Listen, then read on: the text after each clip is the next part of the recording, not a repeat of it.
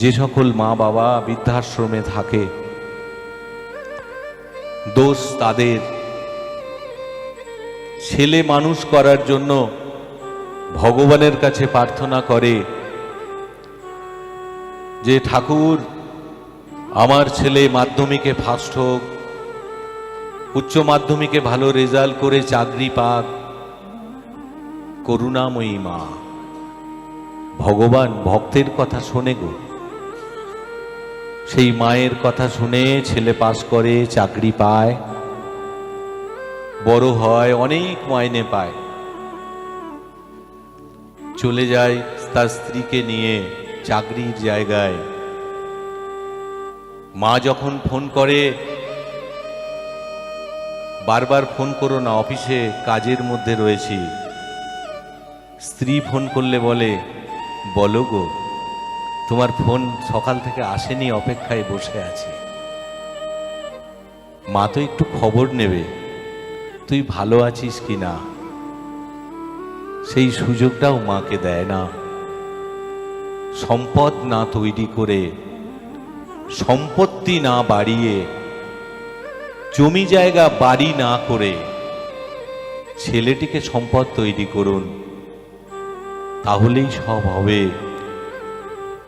যদি দোতলা বাড়ি করেন, বয়স হয়, বয়স্ক বাবা দোতলায় উঠতে পারছে না, বৌমা রাত্রিবেলা একটু ধরো তো হাতটা, পাটা কাঁপছে, সিঁড়িতে আমি শুতে যাব।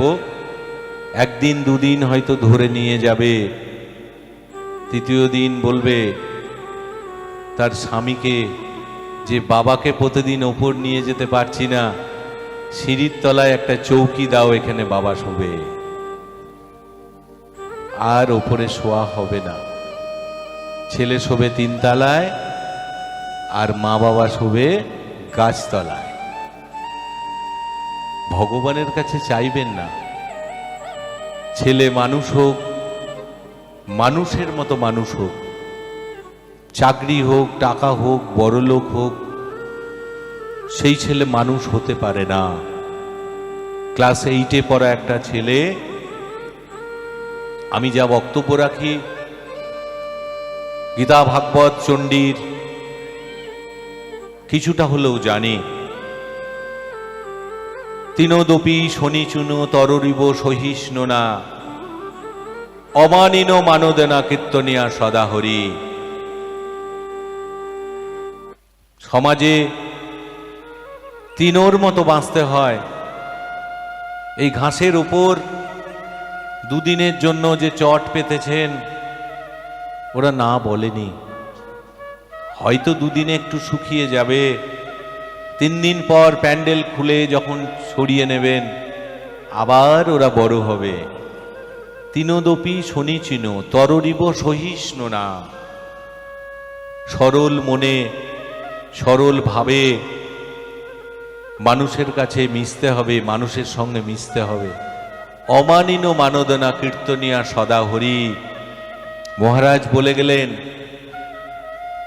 জ্যাঠামশাই বাবা একই, জেঠিমা মায়ের থেকেও বড়।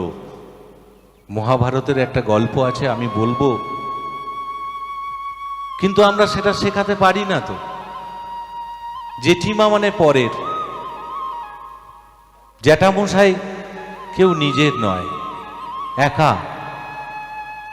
তাহলে সেই শিক্ষাটা আমরা দিতে পারি না, তার জন্য ভুলটা আমাদের হয়।